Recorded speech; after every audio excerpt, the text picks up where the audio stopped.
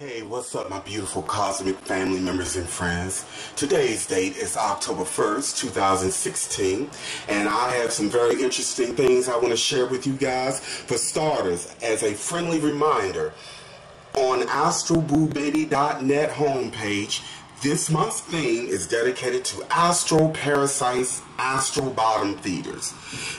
In this article, I will talk about what are astral parasites, how does one know that he or she may have astral parasites, what to look for, how to protect oneself against astral parasites, and how to get rid of them. It's a very, very interesting blog. So please, if you would like to check it out, please go to AstralBooBaby.net, the homepage. If you happen to be watching this video past the month of October 2016, please reference underneath the description box. I will put the link to that blog underneath this video after I move it from the homepage, because I archive everything that I feature on the homepage of AstralBooBaby.net. If you come to the website and you have issues, or you're saying the site is unavailable, or if there's a security issue, or whatever the case may be,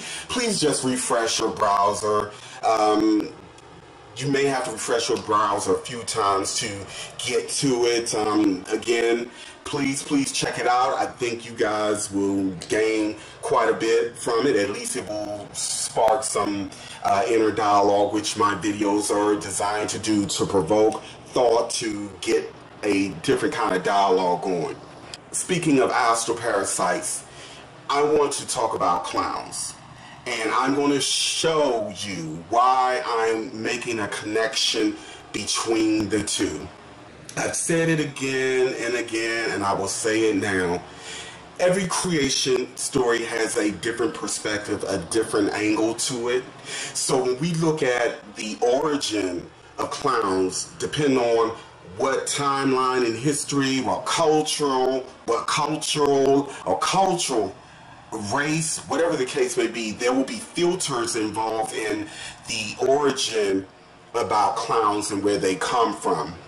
But I'm going to get into more of a metaphysical, spiritual layer to clowns, because as the old saying goes, there is nothing new under the sun. And although we can find many surface explanations as to how clowns came to be and what is behind them, there is always a deeper, unseen, metaphysical, or occult. Occult simply means hidden, layer to it all, and that is the part to which I would like to talk about in this video. Now, before I get into my point and how I was inspired to talk about this, I would like to read a little bit of an article from Smithsonian.com. Again, if you would like to read this entire article, because I'm not going to read the entire article, I will put the link underneath this video description box, and you can check it out when you want to. Anyway, the name of this article is "The History and Psychology of Clowns Being Scary." Alright. You aren't alone in your fear of makeup-clad entertainers. People have been frightened by clowns for centuries. Okay, there's a word, albeit one not recognized by the Oxford English Dictionary or any psychological manual, for the excessive fear of clowns. Coulrophobia? Not a lot of people actually suffer from debilitating phobia of clowns. A lot more people, however, just don't like them. Do a Google search for "I hate clowns," and the first hit is IHateClowns.com, a forum for clown haters that also offers vanity at IHateClowns.com emails. One I Hate Clown Facebook page has just under 480,000 likes. Some circuses have held workshops to help visitors get over their fear of clowns by letting them watch performers transform into their clown persona. In Sarasota, Florida in 2006, Communal loathing for clowns took a criminal turn when dozens of fiberglass clown statues, part of a public art exhibition called Clowning Around Town, and a nod to the city's history as a winter haven for traveling circuses, were defaced. Their limbs broken, heads lopped off, spray painted. 2 were abducted, and we can only guess at their sad fates. Even the people who are supposed to like clowns, children, who are often targeted with clowns, by the way, that's me saying that, supposedly don't. In 2008, a widely reported University of Sheffield, England survey of 250 children between the ages of 4 and 16 found that most of the children disliked and even feared images of clowns. The BBC's report on the study featured a child psychologist who broadly declared, quote, "Very few children like clowns. They are unfamiliar and come from a different era. They don't look funny, they just look odd." But most clowns aren't trying to be odd. They're trying to be silly, sweet, fun, personified. So the question is, when did the clown, supposedly a jolly figure of innocence or innocuous kid-friendly entertainment, become so weighed down by fear and sadness? When did clowns become so dark? Now, I gotta preface what I'm about to share with you guys. I had a discussion with a close friend of mine, and he was asking me about the stories about clowns, people dressing up as clowns and hanging out in woods and trying to tempt and lure children into the woods with them. This is how this came to the forefront of my mind. It was really more of a reminder than anything. And after we had that discussion, I kid you not, it seemed that everywhere I went for like 3 days, I would see some kind of reference to clowns. And it was always in a very negative, demonic, evil presentation. And when I get synchronization like this is the spirit world way of telling me this is something you need to talk about. A full circle moment, you guys, I had done a video about, I had originally done a video about 5 years ago about being astrally attacked or attacked by interdimensional forces, and going to the astral plane and finding something that was tied to that attack, meaning people who engage in reckless sexual behavior, people who misuse and abuse sexual energy, and how they are helping to create energy streams and anchors to these bottom feeder creatures, these bottom feeders and these bottom feeding creatures. And some of these creatures look reptilian-like, and some of them look like clowns. So when my friend when we were having a dialogue about this, then I began to dig and look at the history, and then I started entertaining the psychological effect of clown and what is being fed on a surface level, meaning these are friendly, sweet, innocent characters who are often used to entertain us and make us laugh, and are often pushed as a child's best friend. I begin to have one epiphany, one revelation after another. Now, what I'm about to get into, I am not trying to justify any kind of violence or negativity towards the image of clowns or people who do it for a profession. I'm not trying to paint a negative view of clowns. Again, this is just a perspective to get you guys to understand where the true fear of clowns may really be coming from. Now, this article ultimately gets into a lot of the negative association with people who dressed up as clowns, such as serial killers, rapists, molesters. We can go and look all throughout history, and we will see that when some of the most heinous crimes are committed against children and humanity in general, more than often the victimizer, will take on the persona and dress themselves up as a clown. And I am basically presenting to you guys that I truly feel that the connection is that these bottom feeding creatures who resemble clowns are somehow influencing and possessing the minds of people who take on the persona unbeknownst to them. Some of them may even be aware of it. And they basically take on the character.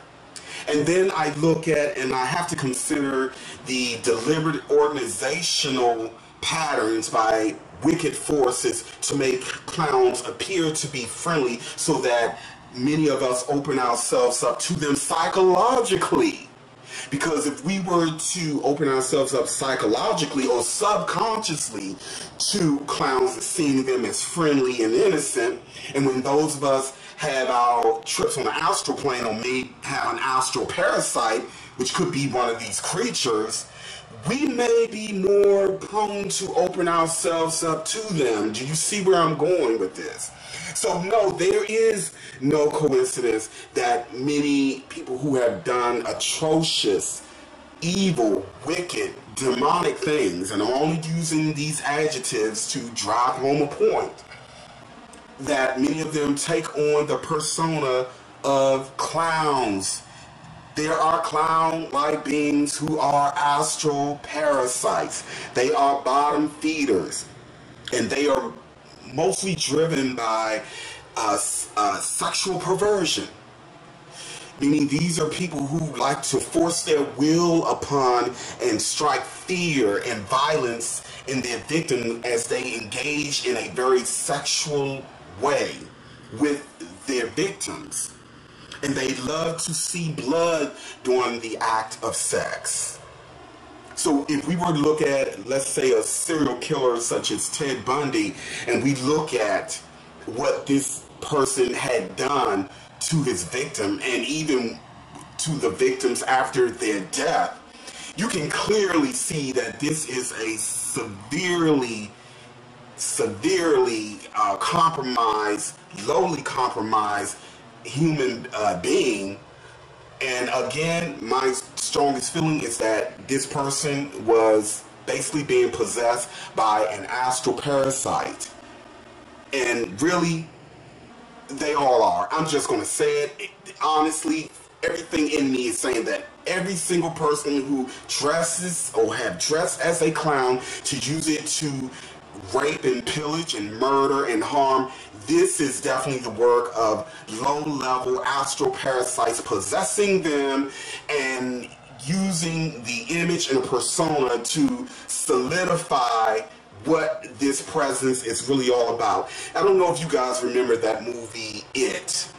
It's a Stephen King movie about this demonic clown. It was a supernatural thriller. And again, I always say that more than often, the minds of these people who bring us these creations are actually telling us secret, hidden truths, and they're putting it out in plain sight. Now, I don't have any fear of clowns. I never had, and maybe it's because I clearly remember going to the astral realm, taking a aspect of the sun with me, because that's what we do, and literally just walking in the presence of these things and just obliterating them, just seeing them fall apart and break into smithereens. When you are someone who is carrying the sun within your spirit, within your soul, aspects of the sun, and you are strong in your resolve and you are fearless, it's nothing to be in the presence of these creatures and just obliterate them. I'm telling you from experience.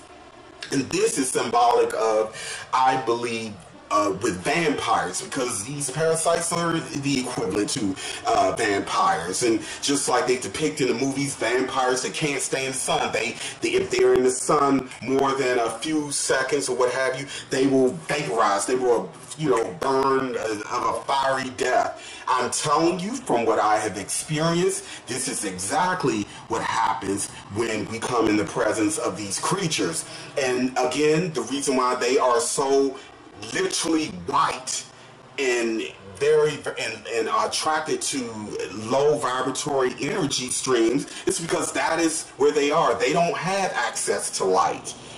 And the energy that they have access to is only the lowly, the slow, dense, vibratory energy streams. And so the denser and slower the energy stream, the more they get sustenance and life from.